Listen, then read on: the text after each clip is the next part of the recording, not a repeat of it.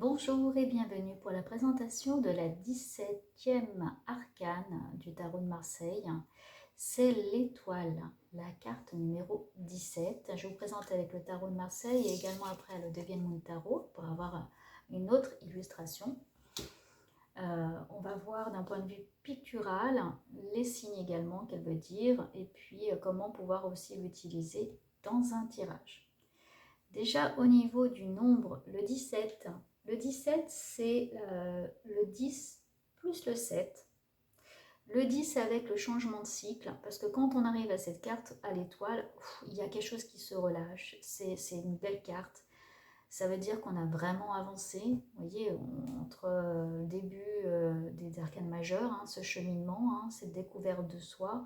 Là, voilà, on arrive au 17, il y a quand même quelque chose qui s'est posé. Donc c'est un changement de cycle. Et puis il y a le 7, c'est la victoire. Le 7 victorieux, connecté également au céleste. On est également juste après cet arcane-là. Je vous invite à aller la voir si vous ne l'avez pas vue. La maison Dieu qui est le passage, le fameux changement. Et là on arrive là, c'est-à-dire le 16 plus le 1, 17. C'est-à-dire on a passé ça, passé ce cap, on a eu l'illumination et on arrive sur un recommencement.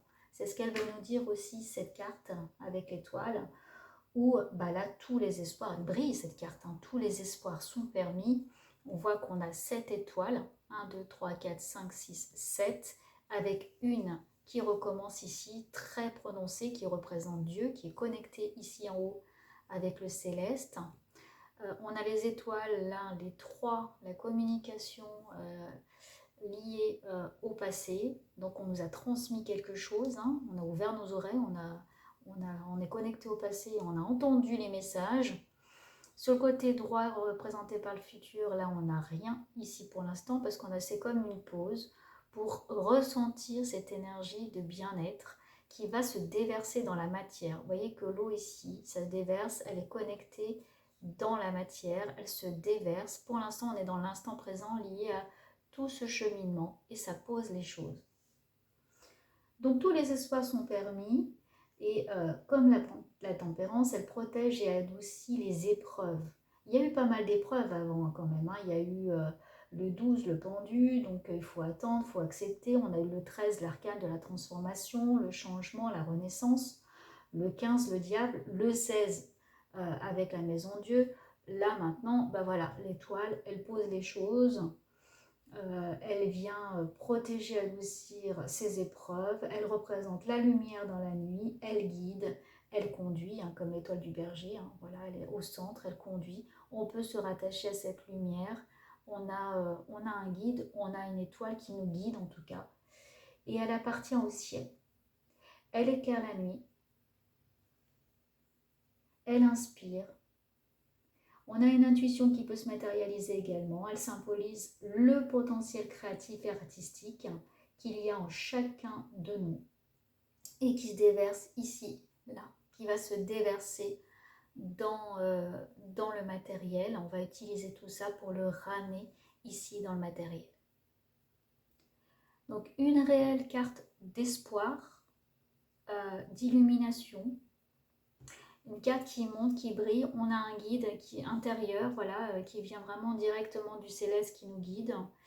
Et on a l'espoir retrouvé qui se déverse vraiment dans ce qu'on vit au quotidien. Donc là, s'il y avait une perte d'espoir avec cette carte, vous pouvez dire à votre consultant, consultante, que ça va aller bien, que vous pouvez garder la foi, qu'il y a une force spirituelle et que là, il y a un cheminement qui se met en place. On le voit avec les cartes d'avance. C'est pour ça que je montrais par le passé. Ça avance, ça se pose. Et que ça va pouvoir briller. Ces étoiles, elles brillent. Comme dans la nuit, elles éclairent la nuit. D'ailleurs, elles éclairent le noir, ce qui est caché. Elles éclairent toutes les parts de nous. C'est vraiment une énergie positive d'alliance. On peut, comme l'étoile du berger, l'étoile de Vénus, c'est une source de lumière sur laquelle on peut se reposer, on peut s'appuyer et on peut apprendre et avancer. Tout s'éclaire, tout se dévoile, tout se met en place, ça se concrétise. Alors, une partie importante quand même ici dans cette carte, c'est que vous avez deux vases. Vous voyez, ce personnage féminin, Une femme avec les cheveux bleus, comme l'eau, connectée également au céleste, nue, complètement nue. Donc, dénouée également de matériel, hein, complètement pur, qui vient déverser là, ici, qui vient déverser avec ces deux jarres.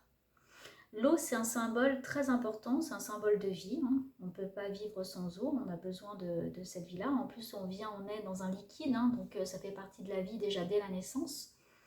Et l'eau, donc c'est un symbole de vie et de fertilisation. Voilà, il y a quelque chose qui commence également à naître, c'est-à-dire fertile, la vie, la naissance. Et ces deux vases représentent aussi l'inconscient et le conscient. Et ces deux choses se déversent dans la matière. L'eau est nécessaire pour faire fertiliser une plante, par exemple, ou la vie. On est obligé d'avoir de l'eau pour avoir de la vie.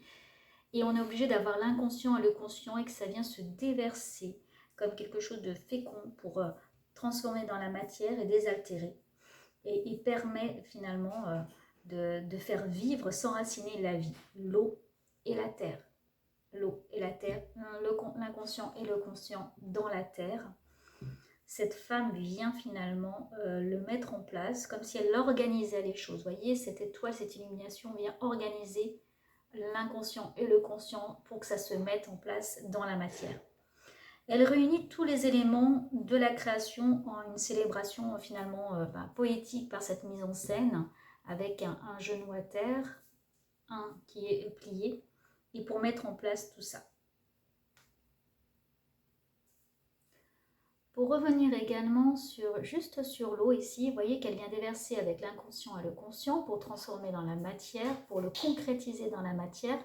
Elle utilise également l'eau, c'est la conscience collective. Là on parle de conscience, mais là c'est la conscience collective. Donc c'est dans l'univers et dans la conscience collective qu'elle vient ancrer dans la matière votre part inconsciente et consciente pour le concrétiser.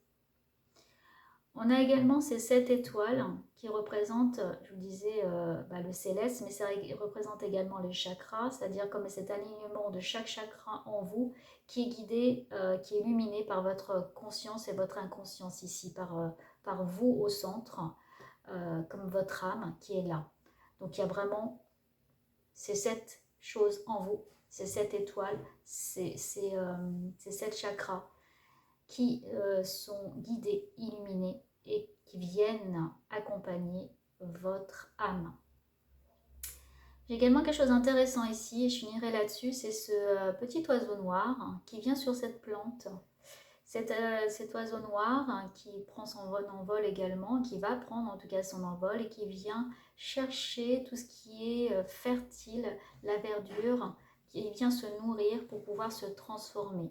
Donc ça fait partie de vous, ça fait partie de votre consultant ou consultante qui va pouvoir utiliser tous les atouts de cette carte pour continuer son cheminement.